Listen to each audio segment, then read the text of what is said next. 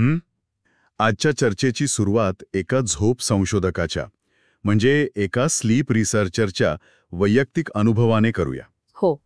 ती सांगते की रोज सकाळी 6 वाजता बाहेर अजूनही मिट्ट काळोख असतो तेव्हा ती तिच्या 14 वर्षांच्या मुलाच्या खोलीत जाते, लाईट लावते आणि त्याला अक्षरशः हलवून झोपेतून उठवते.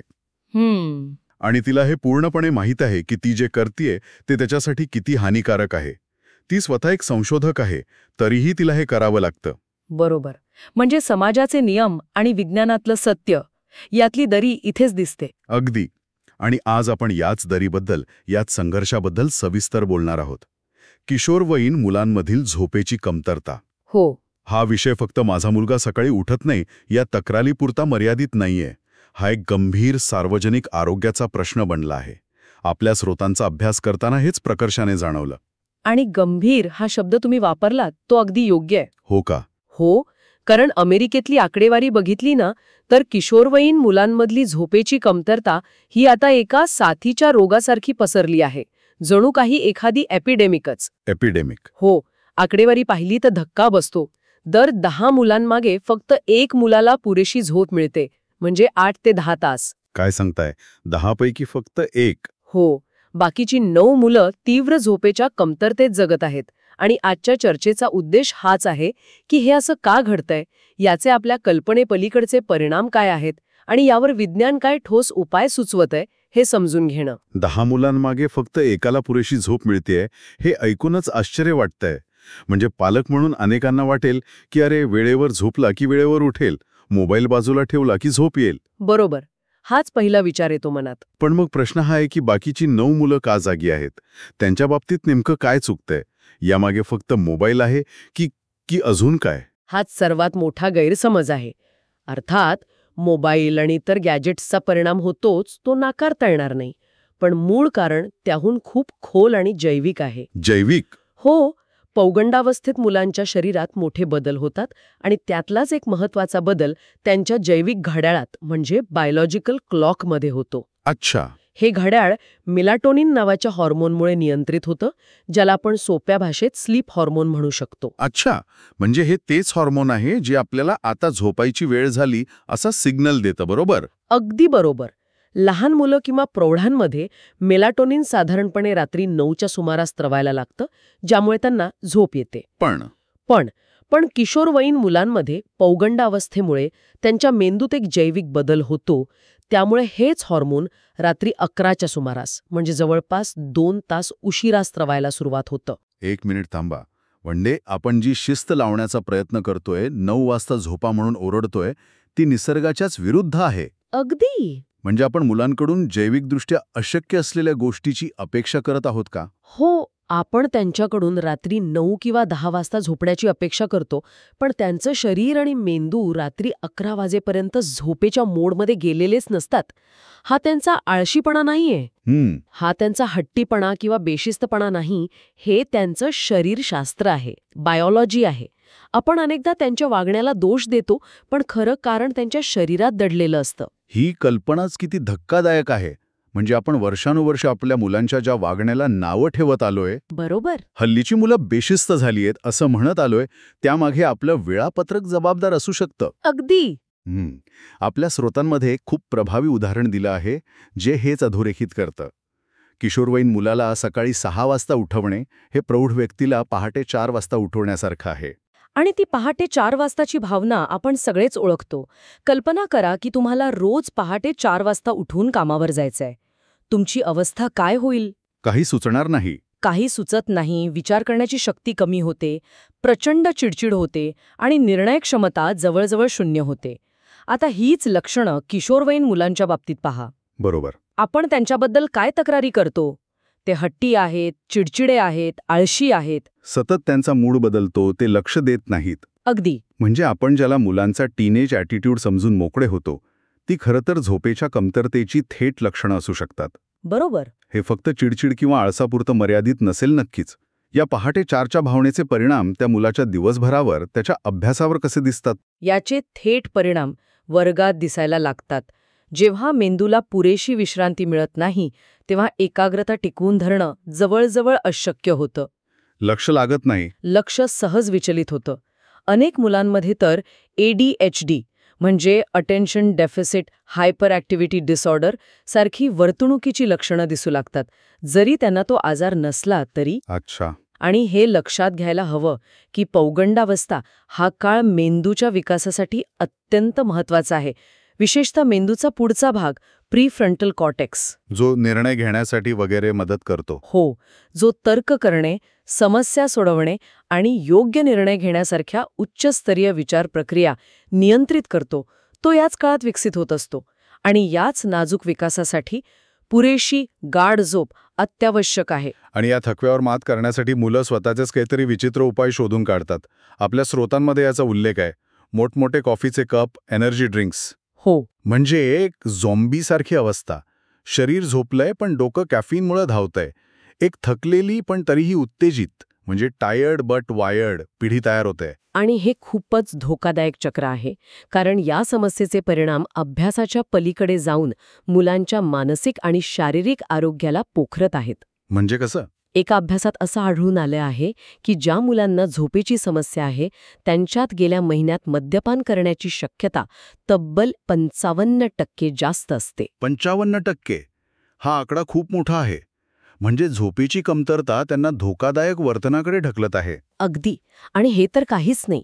आणखी एका मोठ्या अभ्यासात, ज्यात 30,000 पेक्षा जास्त हायस्कूलमधील विद्यार्थ्यांचा समावेश होता, एक अत्यंत विचलित करणारी गोष्ट समोर आली. नीट ऐका.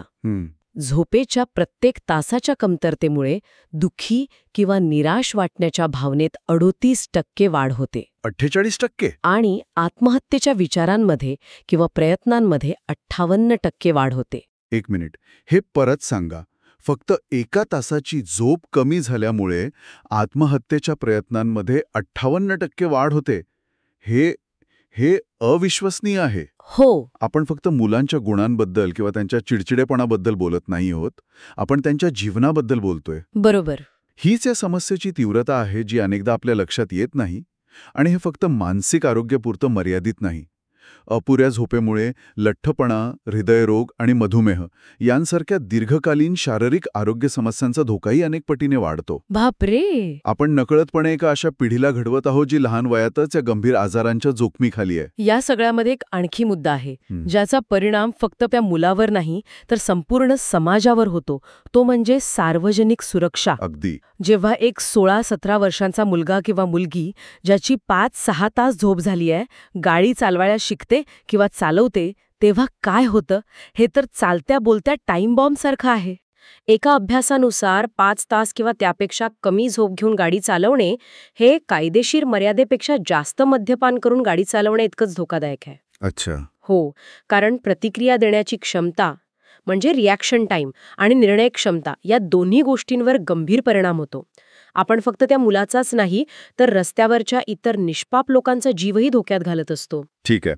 हे चित्र खूपच निराशाजनक आहे. आपण समस्या पाहिली, तिची जैविक कारणं समजून घेतली आणि त्याचे गंभीर परिणामही पाहिले. हे सगळं ऐकून कोणताही पालक किंवा शिक्षक अस्वस्थ होईल.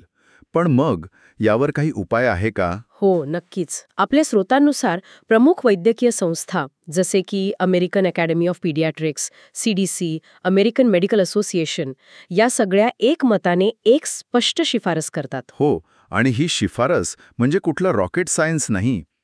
ती अत्यंत सोपी आणि विज्ञानावर आधारित आहे. ती म्हणजे माध्यमिक आणि उच्च माध्यमिक शाळा सकाळी 8:30 पेक्षा लवकर सुरू होऊ नयेत. फक्त एवढंच. फक्त एवढंच. आणि ज्या शाळांनी किंवा जिल्ह्यांनी हा बदल स्वीकारला आहे तिथे अक्षरशः चमत्कारिक परिणाम दिसून आलेत. काय परिणाम? संशोधनातील निष्कर्ष अगदी स्पष्ट आहेत. जेव्हा शाळा उशिरा सुरू होतात तेव्हा मुलांना जास्त झोप मिळते. हे तर अपेक्षितच आहे. बरोबर. पण त्याचे इतर फायदे थक्क करणारे आहेत. पहिलं, शाळेतील उपस्थिती वाढते. एका जिल्ह्यात तर गैरहजेरीचं प्रमाण 25% कमी झालं. 25%? हो. दुसरं, शाळा अर्धवट सोडण्याचं प्रमाण कमी होतं. आणि तिसरं, जे पालकांसाठी खूप महत्त्वाचं आहे, मुलांची शैक्षणिक प्रगती सुधारते. किती सुधारते? म्हणजे गुणांमध्ये काही मोठा फरक पडतो का? हो. गणित आणि वाचन यांसारख्या महत्वाच्या विषयातील त्यांचे गुण 2 ते 3% वाढतात. 2 ते 3%? आता 2 ते 3% ऐकायला कदाचित कमी वाटेल, पण शिक्षणतज्ज्ञ सांगतात की हा परिणाम वर्गातील मुलांची संख्या 1/3 कमी करण्याइतका प्रभावी आहे. म्हणजे जर तुम्ही 30 मुलांच्या वर्गात शिकवत असाल, तर तोच परिणाम साधण्यासाठी तुम्हाला वर्गात फक्त 20 मुलं ठेवावी लागतील. इतका मोठा हा फरक आहे. वा, म्हणजे फक्त शाळेची वेळ बदलून आपण वर्गाचा आकार लहान केल्यासारखे फायदे मिळवू शकतो? अगदी. याशिवाय आरोग्यावर आणि सुरक्षिततेवर काही परिणाम होतो का? नक्कीच. मुलांचं मानसिक आणि शारीरिक आरोग्य सुधारतं. नैराश्य आणि चिंतेची लक्षणं कमी होतात आणि सर्वात महत्त्वाचं म्हणजे अपघात दर कमी झाल्यामुळे संपूर्ण समाजच सुरक्षित होतो. खरं का? हो. केंटकी राज्यातील एका जिल्ह्यात जिथे शाळेची वेळ 1 तासाने पुढे ढकलली, तिथे किशोरवयीन मुलांच्या गाडी अपघातांचं प्रमाण तब्बल 70% कमी झालं. 70% घट? हो. म्हणजे एका शहरातले 70% अपघात टाळता येऊ शकतात फक्त शाळेची वेळ बदलून. हो. हे अविश्वसनीय आहे. यावर विश्वास ठेवणं कठीण आहे. मग माझा एक स्वाभाविक प्रश्न आहे, जर फायदे इतके स्पष्ट आहेत, वैज्ञानिक पुरावे इतके ठोस आहेत आणि अमेरिकेतील सर्व प्रमुख वैद्यकीय संस्था हेच सांगत आहेत, तर मग सर्वत्र हा बदल का होत नाही? हे कागदावर सोपं वाटतं, पण प्रत्यक्षात बसचं वेळापत्रक, खेळांची प्रॅक्टिस, पालकांच्या नोकऱ्या, याचं काय? यात नेमके काय अडथळे आहेत? हां, एक अतिशय योग्य आणि महत्त्वाचा प्रश्न आहे. आणि तुम्ही जे अडथळे सांगितले तेच नेमके पुढे येतात. अच्छा? शाळांची वेळ बदलली की बसचं वेळापत्रक बदलावं लागतं, ज्यामुळे वाहतुकीचा खर्च वाढू शकतो, अशी भीती असते. मुलांच्या खेळांच्या वेळापत्रकावर परिणाम होतो. हो. आणि नोकरी करणारे पालक? अगदी. जे पालक नोकरी करतात त्यांना मुलांच्या शाळा कॉलेजाच्या वेळेव्यतिरिक्त त्यांच्या काळजीची सोय करावी लागते. या सगळ्या अडचणी खऱ्या आहेत आणि दुर्लक्ष करण्यासारख्या नाहीत. पण मग या अडचणी किरकोळ कशा असू शकतात? एखाद्या नोकरी करणाऱ्या पालकासाठी मुलाला 2 तास उशिरा सोडणं हे खूप मोठं आव्हान आहे. मग ज्या जिल्ह्यांनी हे यशस्वी केलं, त्यांनी नेमकं काय केलं? अगदी. इथेच खरी गोष्ट आहे. ज्या जिल्ह्यांनी हा बदल यशस्वीपणे केला आहे, त्यांना असं आढळलं की सुरुवातीला ज्या भीती वाटत होत्या, त्या एकतर निराधार होत्या किंवा त्या अडचणींवर मात करता येणं शक्य होतं. म्हणजे त्यांनी काहीतरी उपाय शोधले. हो. त्यांनी या समस्यांकडे दुर्लक्ष केलं नाही, तर त्यावर सर्जनशील उपाय शोधले. उदाहरणार्थ, काही जिल्ह्यांनी बसच्या फेऱ्या अशा प्रकारे आखल्या की एकाच बसचा वापर प्राथमिक आणि माध्यमिक शाळांसाठी वेगवेगळ्या वेळेत करता येऊ लागला. अच्छा, त्यामुळे खर्च नाही वाढला. बरोबर. खेळांच्या वेळापत्रकासाठी त्यांनी इतर शाळांशी समन्वय साधला आणि मुलांच्या काळजीसाठी शाळांनी स्थानिक संस्थांसोबत मिळून शाळा सुरू होण्यापूर्वीच्या वेळेत काही उपक्रम सुरू केले. मुद्दा हा आहे की त्यांनी याला अडचण म्हणून न पाहता मुलांच्या आरोग्यासाठी आणि सुरक्षिततेसाठी आवश्यक असलेलं एक आव्हान म्हणून पाहिलं. आणि जेव्हा दृष्टिकोन बदलतो तेव्हा उपाय सापडतात. म्हणजे ही इच्छाशक्तीची गोष्ट आहे, अशक्य गोष्ट नाही. तर आजच्या चर्चेचा सार असा आहे की किशोरवयीन मुलांमधील झोपेची कमतरता ही त्यांची वैयक्तिक चूक, त्यांचा आळस किंवा बेशिस्तपणा नाही. नाही, अजिबात नाही.